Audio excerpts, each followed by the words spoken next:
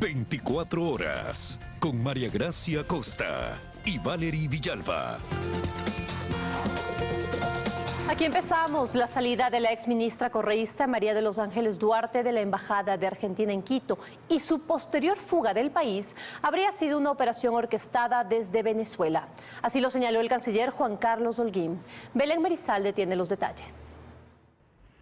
El viernes 10 de marzo habría sido el día en que la exministra correísta María de los Ángeles Duarte abandonó la residencia de la Embajada Argentina en Quito. Ese mismo día, en ese lugar, se llevó a cabo un asado de celebración en el que habrían participado diplomáticos de varias naciones. Diputados de oposición argentina solicitaron al Poder Ejecutivo información sobre esta reunión y pidieron que se confirme si le fue facilitado el acceso a la sede al vehículo oficial de la Embajada venezolana. La señora salió en auto diplomático argentino o en auto diplomático venezolano, pero ella no salió en auto privado y tampoco caminando para tomar la ecovía en la avenida 6 de diciembre. Por su lado, el canciller ecuatoriano Juan Carlos Holguín confirmó que altas autoridades argentinas le han brindado nueva información. Se me comunicó directamente que fue una operación de Venezuela. Estamos frente a una estrategia de fuga transnacional liderada desde Caracas, en la que habrían participado autoridades del gobierno venezolano, el embajador de Argentina en Caracas, el embajador de Argentina en Quito, en coordinación con sectores del correísmo desde México y Venezuela. Villavicencio sostiene que pese a ello, no se puede restar responsabilidad al gobierno ecuatoriano en lo ocurrido. La responsabilidad del gobierno está en no haber llevado adelante una estricta vigilancia de los exteriores de la residencia y además porque la señora salió del país, es decir, burló todos los filtros de seguridad. Mientras tanto, las relaciones con Argentina, si bien no están rotas, están congeladas. Así también el canciller informó que ha llamado a consultas a la misión venezolana. Quedará en la historia de las relaciones bilaterales como un hecho bochornoso y vergonzoso, pero sobre todo un hecho que causa mucho daño al ambiente, al sentimiento de impunidad, de esta impotencia que da no poder luchar contra la corrupción. Duarte, quien ahora se encuentra en la Embajada Argentina en Caracas, fue sentenciada a 8 años de cárcel por el delito de cohecho dentro del caso Sobornos. Además de incumplir la pena, se fue sin pagar la reparación integral que le había impuesto la justicia de $778.224.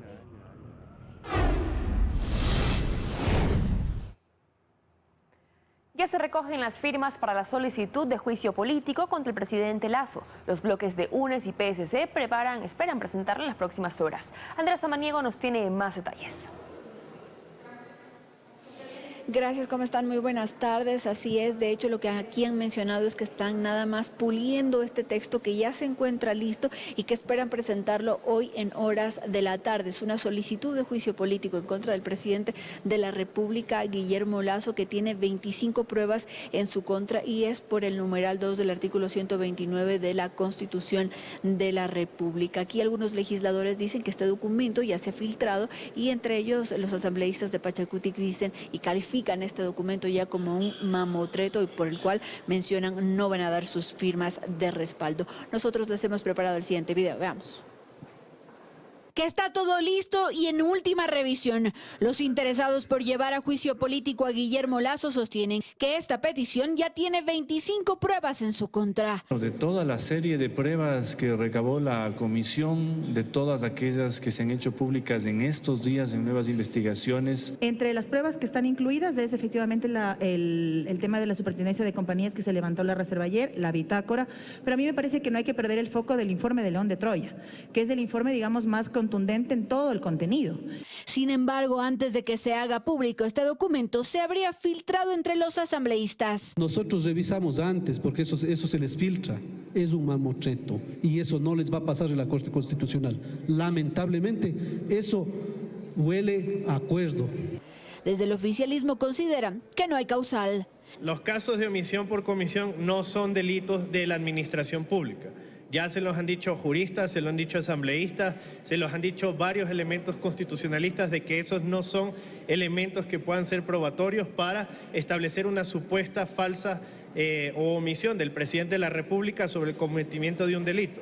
Mientras tanto, la información de la Superintendencia de Compañías sigue generando debate. Los asambleístas mencionados han negado las acusaciones, pero desde el oficialismo creen que esto debió investigarse dentro de la Asamblea. Para tener una respuesta desde el Parlamento ecuatoriano sobre esta información que se está levantando la reserva. Y aquello no hubo, solo que en este momento cualquier comisión podría atribuirse esa investigación. Es un cajón lleno de información que son solo referenciales. La investigación tiene que hacerla cada uno de los legisladores y ustedes a decir, bueno, ¿por qué está aquí este señor? ¿Por qué está acá? ¿Qué negocio ha hecho con ese grupo albanés supuestamente estas personas? Esa es la investigación que hay que hacerlo desde el punto de vista político. El documento de la bitácora presidencial también es parte de la desclasificación de información que hizo el Pleno Legislativo. Y bien, sobre esta información desclasificada, los legisladores, como lo habíamos mencionado, Ricardo Vanegas y Fernando Villavicencio van a realizar una investigación al respecto y en los próximos días tendrán también más información sobre este mismo tema. Nosotros les estaremos informando de aquello. Ustedes tienen más noticias. Muy buenas tardes. Muy buenas tardes, Andrea. Muchísimas gracias. Estaremos pendientes. Y expertos en seguridad ven con mucha preocupación la inacción del gobierno frente a la ola de criminalidad que se vive en el país. Aseguran que las mesas creadas no ayudarán a combatir el crimen organizado porque no hay una hoja de ruta efectiva y bien establecida. Paul Coello nos detalla la información. En un nuevo intento por combatir la ola de violencia e inseguridad que se vive en el país desde hace ya varios años, el ministro del Interior y las máximas autoridades de la Fiscalía, Judicatura y de la Corte Nacional de Justicia se juntaron con el objetivo de buscar estrategias para combatir al crimen organizado. Lo que ocurrió hace pocas semanas no era un buen mensaje para la comunidad de que Fiscalía, Judicatura y prácticamente Policía y Ministerio del Interior, la gente nos vea por caminos distintos. Entonces el mensaje que hemos dado ayer es cerrar la página, abrir un nuevo contexto y entender de que todos unidos somos mucho más fuertes y quien gana es la comunidad y la justicia. Zapata menciona que una de las primeras acciones es crear mesas técnicas para analizar las diferentes problemáticas.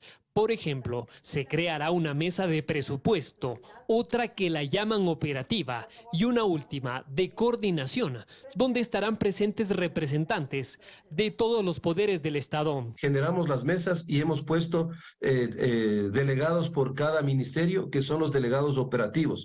Ellos van a reunirse permanentemente y nosotros semanalmente haremos la evaluación de la productividad que han tenido estas mesas. Las mesas se crearán en los próximos días y los primeros resultados se esperan tener en 3 semanas.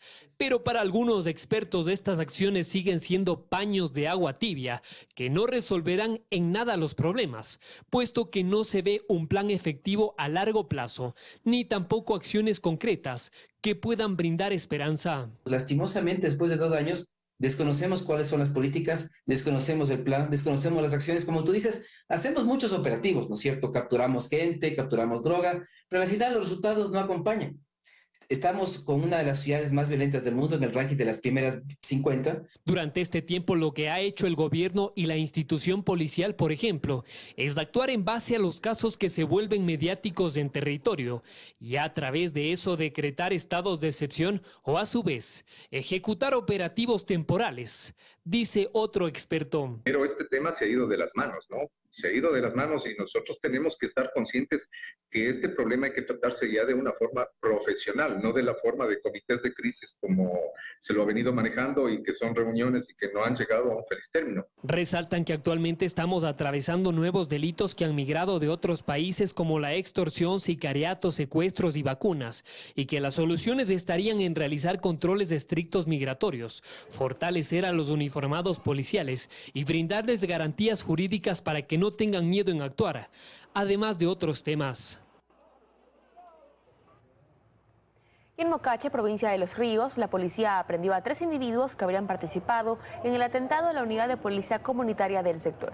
El hecho se registró anoche cuando varios hombres que circulaban a alta velocidad en una motocicleta atacaron a la infraestructura, un patrullero e incluso contra los agentes policiales. Uno de los uniformados resultó herido tras los disparos, por lo que fue trasladado hasta una casa de salud. Se conoce que su estado es estable. Los 3 detenidos son en el mismo cantón inmediatamente después de haberse cometido el atentado.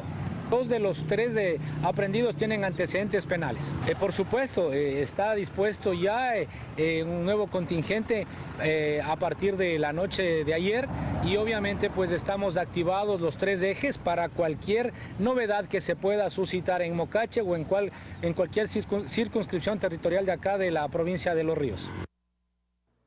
Un experto en seguridad internacional desarma el argumento del gobierno que justifica el aumento de delitos por los decomisos de droga y desarticulación de bandas. Hugo Acero, exsecretario de Seguridad, sostiene que para enfrentarse a lo que está viviendo Ecuador se requieren recursos inmediatos y planificados. Diana Monroy con el informe. Las extorsiones han aumentado en un 300% y los secuestros parecen ser ya eventos de todas las semanas. La lógica del funcionario que encabeza la secretaría que elabora las políticas de seguridad del país es que estos delitos han crecido por el buen trabajo que realiza el gobierno en la incautación de droga. Grupos que en este momento empiezan a sentir la ausencia de droga y mudan de actividad delincuencial. El colombiano experto en seguridad, Hugo Acero, explica que no es así. No, yo creo que el tema del secuestro están respondiendo pues a la lógica de distintas rentas. Ellos no van a abandonar el tema de seguir exportando droga a través de Ecuador, independientemente de la cantidad de droga que les estén decomisando. Generalmente no es un monto grande comparado con la cantidad de droga que logran exportar. Lo que también dice Acero es que los secuestros eran el paso obvio que iba a dar el crimen en Ecuador. Calcando perfectamente, digamos, lo que sucedió en Colombia en el caso de Ecuador. Y que si no se hace algo, esto continuará. Pero pese a que todo debe ser coordinado, es imposible, dice, que la policía pueda actuar sin equipos, sin patrullas, sin chalecos. Cuando se tiene una planeación clara, se sabe en qué momento van a llegar los recursos, en qué momento van a llegar los vehículos, en qué momento van a llegar los chalecos, en qué momento va a haber entrenamiento, en qué momento hay profesionalización de la fuerza pública. Esto no se hace de la noche a la mañana, pero necesariamente requiere una planeación adecuada. Sostiene que pese a los problemas burocráticos que podrían retrasar las compras, esto es una emergencia y hay que actuar.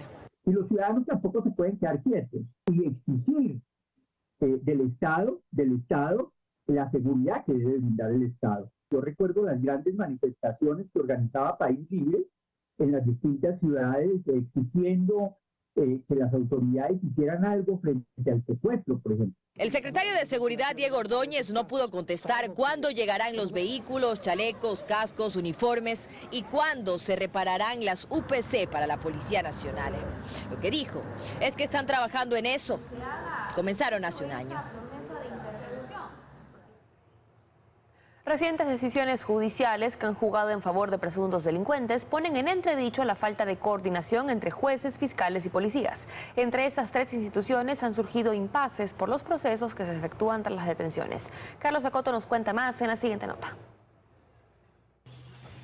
El último impasse entre el Ejecutivo y el sistema de justicia surgió hace apenas unos días, cuando 2 jueces de Quito decidieron que 13 presuntos extorsionadores, detenidos por la policía con evidencias, se defiendan en libertad. Ejecutivo y policía reclamaron por la decisión. El Consejo de la Judicatura recriminó a Fiscalía por no presentar una acusación adecuada. Y la Fiscalía a su vez señaló a la policía por presentar el parte apenas minutos antes de instalarse la audiencia de flagrancia. Un nuevo episodio que revela la falta de coordinación entre las instituciones que componen el sistema de justicia, asegura Julio César Cueva, abogado penalista. El caos que ha hecho que la delincuencia sea lo único organizado en este país, lamentablemente. Wilson Torres, coronel de la Policía Nacional, coincide. Y a veces esto molesta cuando se echa la pelotita una institución con otra institución. Debe haber una coordinación y el fiscal apoyar el procedimiento policial.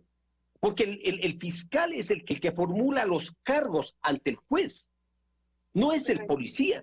Pero ¿qué tan relevantes son los partes policiales para la presentación de una acusación sólida de parte de Fiscalía? El Código Integral Penal aclara que ese documento no constituye un elemento de convicción, ni es fundamento para solicitar prisión preventiva, que es exclusivamente referencial. No obstante, dice Cueva, es importante en la medida que le permita al fiscal del caso conocer cómo se dieron los hechos. Mientras más detalles, mejor, Aunque eso sabe, no siempre sucede. Ahí la importancia de una capacitación permanente. En la práctica sí es una herramienta muy útil para el fiscal que no estuvo, como sí estuvo el policía al momento de detener a estas personas. Aún así cree que no toda la responsabilidad debe recaer sobre los uniformados. Lo que realmente estamos haciendo es pidiéndole mucho al policía, no a la institución. Porque al policía le pedimos todo, no le damos nada y entonces le exigimos todo y no lo comprendemos nada y así no funciona, ¿verdad? Pero la fiscalía también tiene que hacer su parte porque no siempre es la culpa del policía. Y los jueces tienen que hacer su parte porque no siempre es la culpa de la fiscalía. Ve importante dividir las 24 horas que se determinan en la ley para que se desarrolle la audiencia de formulación de cargos en procedimientos de flagrancia, de tal forma en que el trabajo pueda repartirse en el tiempo suficiente entre policías y fiscales, con el fin de evitar que la falta de coordinación siga jugando en favor del crimen.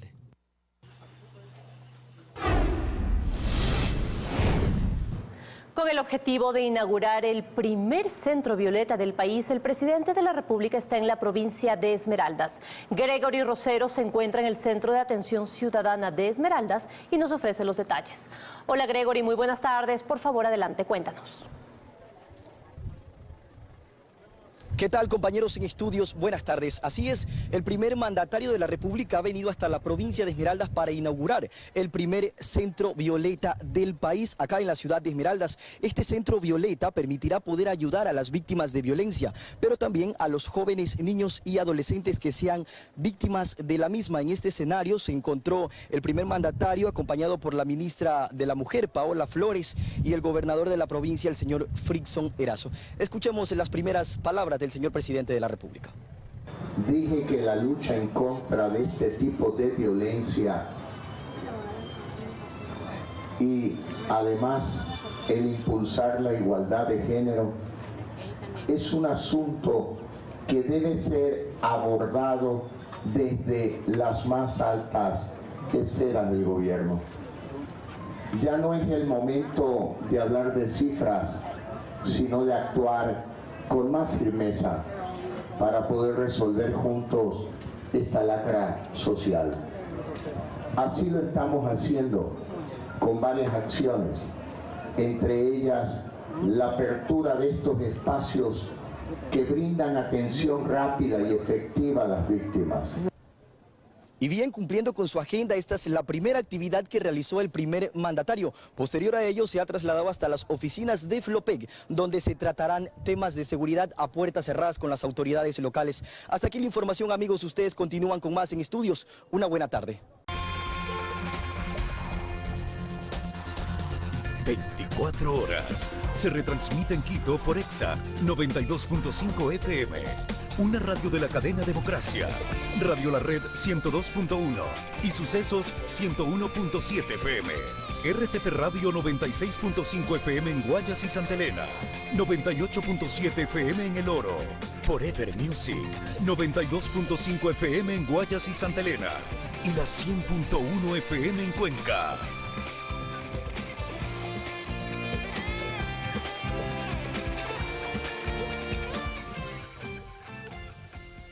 Seguimos con más información. Petroecuador declaró desierto el concurso para frenar la quema de gas en la Amazonía debido a que no hubo depósito de garantía de seriedad de oferta. Una de las empresas que aspiraba al contrato reclamó. María Gracia Costa nos cuenta que la licitación se abrirá nuevamente el próximo mes. Amazontec, la única empresa que presentó oferta técnica y que, según ellos, cumplió con requisitos, alista acciones legales en contra de Petroecuador, porque la estatal petrolera declaró desierta la licitación inicial para la captura de gas en los mecheros de campos petroleros en la Amazonía.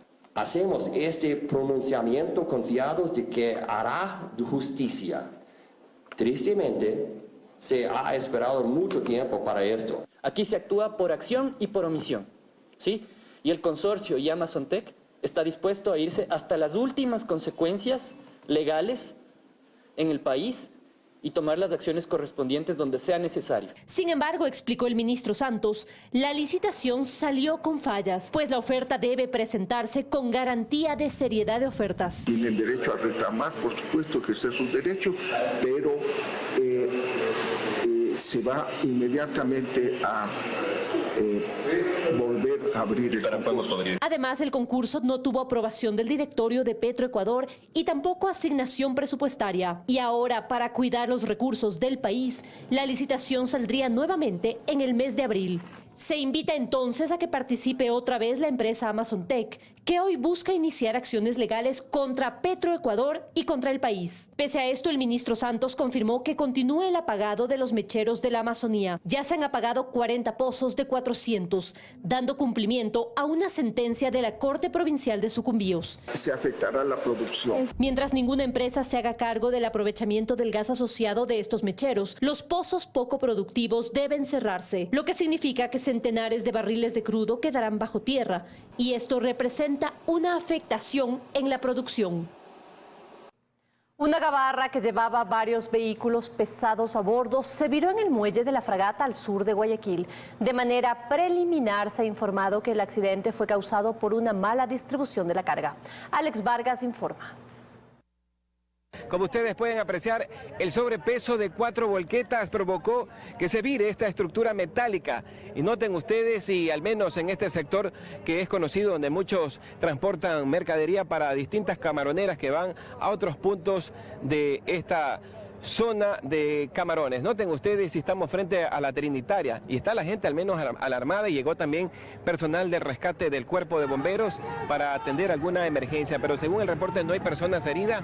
Gracias a la ciudadanía se ayudó a aquellas personas que estaban en el interior de esta gabarra y por supuesto de estas volquetas que transportaban productos. Vemos también ahí está personal uniformado de los guardacostas para coordinar acciones y desde luego analizar, hacer un estudio breve. No se sabe si al menos se estará esperando que baje el nivel del agua y desde luego poder utilizar otra gabarra y ponerla en mejor ubicación.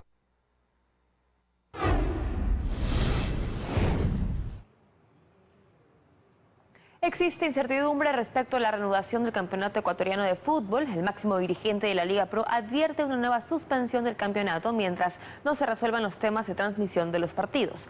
Fausto Yepes está en los exteriores de la Corporación Nacional de Telecomunicaciones y le preguntamos si ya hay algún pronunciamiento al respecto. Fausto.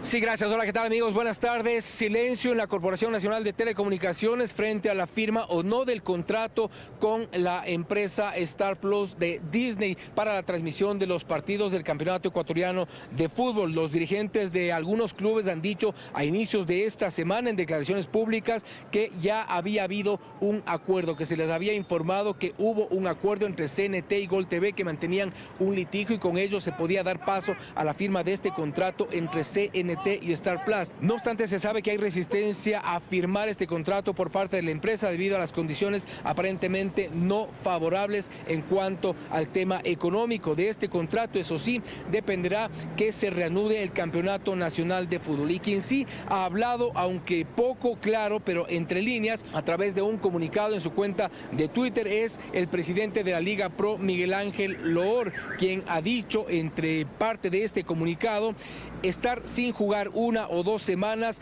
no es nada si vamos a estabilizar el fútbol de nuestros clubes, jugadores y entrenadores, etcétera. Además dice que los clubes que compiten en la Liga Pro si no paran y resuelven sus problemas, estarán todo el año reclamando dineros para subsistir. Es el momento de encontrar soluciones antes de seguir. Con lo cual se lee en este comunicado que muy posiblemente para este fin de semana siga suspendido el Campeonato Nacional de Fútbol. Estamos a la espera de que una respuesta por parte de la gerencia de la CNT para saber qué ocurrirá ya en estos próximos días. De momento se sabe, o al menos se presume, que el campeonato podría seguir suspendido para este fin de semana. Hasta aquí nuestro informe desde los exteriores de la CNT.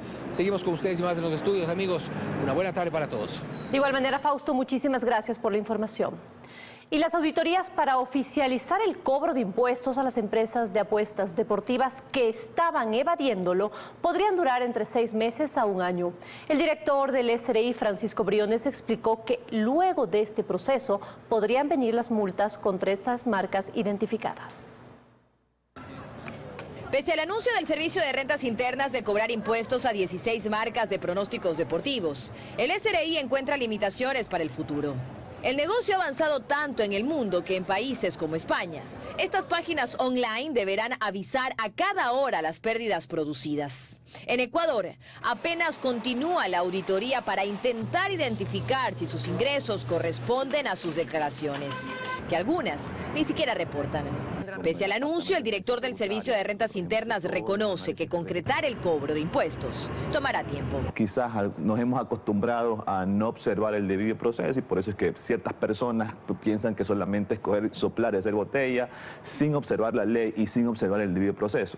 Ahora viene el proceso de auditoría, dice la autoridad. Ese proceso tardará de 6 a 12 meses. Y luego de eso vendrán seguramente los descargos por parte de los contribuyentes y luego todo el tipo de trámite. Entonces, lo importante es que nosotros estamos aquí haciendo el trabajo que hay que hacer. Pese a que ya se ha identificado a estas marcas, reconoce Briones que aún es difícil calcular cuánto dinero mueven estas empresas. En Colombia, hasta 2.200 millones. En España, hasta 17.000 millones. Todavía yo no puedo decir, a mí nunca me ha gustado decir, al menos aquí en los medios de comunicación de forma seria, ningún valor que yo todavía no tengan corroborado, porque ¿qué pasa después? Yo digo aquí un valor, después de 2 meses me sacan un reportaje y digo, no, es que antes decía otra cosa y ahora dice otra, entonces está mintiendo. Entonces, a mí me gusta ir con las cosas concretas, con los datos reales, como en este momento, después de 8 meses estar en la administración y después de haber analizado todo lo que te digo. Briones asegura que este proceso ha tardado porque el Departamento de Inteligencia Tributaria debió intervenir y entender el esquema bajo el que operan estas empresas,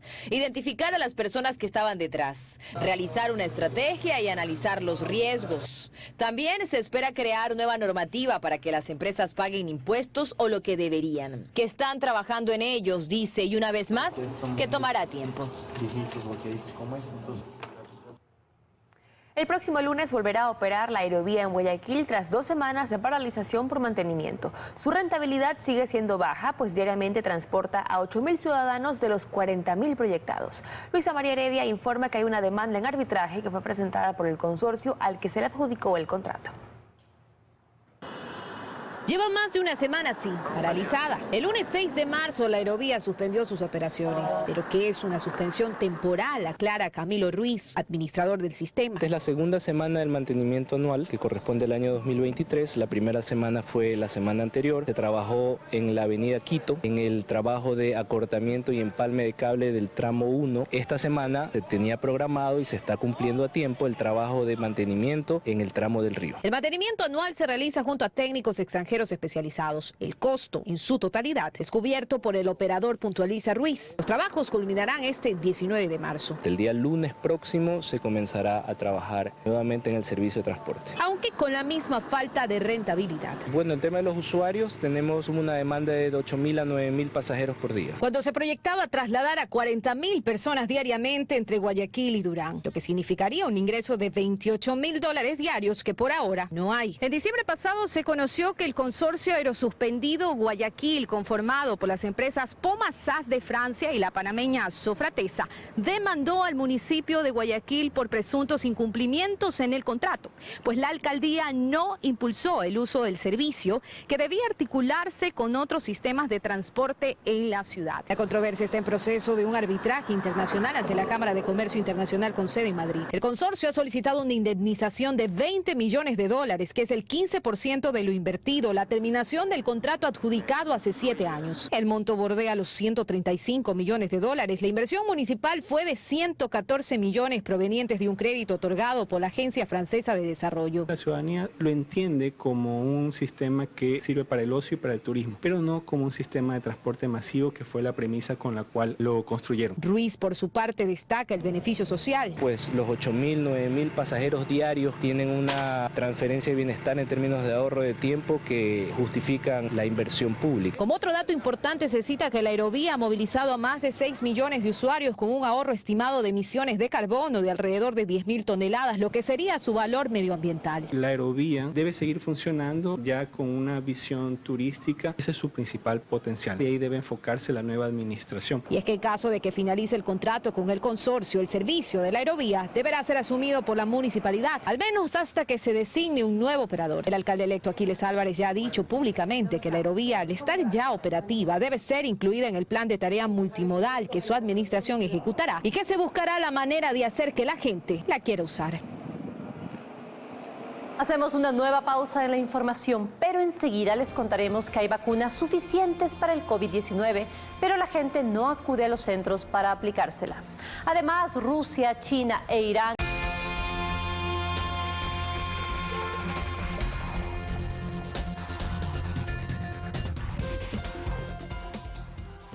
Estamos de regreso con más. Tan solo 228.000 dosis de la vacuna contra COVID-19 han sido aplicadas en lo que va del año a nivel nacional. Ante una baja demanda de vacunas, autoridades sanitarias explican la vida útil de las vacunas que actualmente están en stock. Daniela Valencia preparó un reportaje. En tan solo 2 años, la preocupación de los países frente al COVID-19 pasó de obtener las vacunas para proteger a la población a aplicarlas antes de su periodo de caducidad. Ecuador ha optado por abastecerse de las vacunas que no requieren de ultrarrefrigeración y actualmente se tienen unos meses más antes de que concluya su vida útil. La vacuna que está disponible actualmente en todo el territorio a nivel nacional tiene una fecha de caducidad todavía muy lejana, ¿sí? Entonces aproximadamente está para el primer trimestre del próximo año, entonces es un tiempo bastante aceptable el que tenemos para poder desarrollar planes de vacunación y poder practicar y ejecutar estrategias. A nivel nacional hay un total de 1,7 millones de dosis de la vacuna Sinovac. Aproximadamente 500.000 están almacenadas. Lo restante está distribuido en los centros de salud en todo el país, pero la aplicación actualmente es baja. En el centro de salud Las Casas, ubicado en el norte de la ciudad, de forma diaria acuden 30 personas. Meses atrás la demanda alcanzaba las 400. Karen Chaparro llevó a su hija para la primera dosis de la vacuna. Reconoce que estuvo reacia a hacerlo. Por los efectos secundarios. Entonces no tenía mucha confianza, pero vamos a realizar un viaje y es necesario por lo menos la primera dosis. En el Ecuador se han aplicado 39 millones de vacunas, lo que lleva a una cobertura de cerca del 84% de la población. Sin embargo, el llamado es a que la ciudadanía continúe con los refuerzos para poder aprovechar esta herramienta inmunológica. Completar los esquemas de refuerzo, sobre todo en la población, sobre todo de 12 a 18 años, es donde más bajos estamos en los refuerzos. Todavía tenemos muy pocos casos que tienen gravedad, que están hospitalizados, pero igual no debemos de relajarnos, de relajar las medidas, porque todavía el virus está circulando. La caducidad de estos biológicos y la baja tasa de vacunación ha llevado a un desperdicio a nivel mundial. Nigeria destruyó 1 millón de vacunas, mientras que España más de 6 millones de dosis valoradas en 98,7 millones de dólares.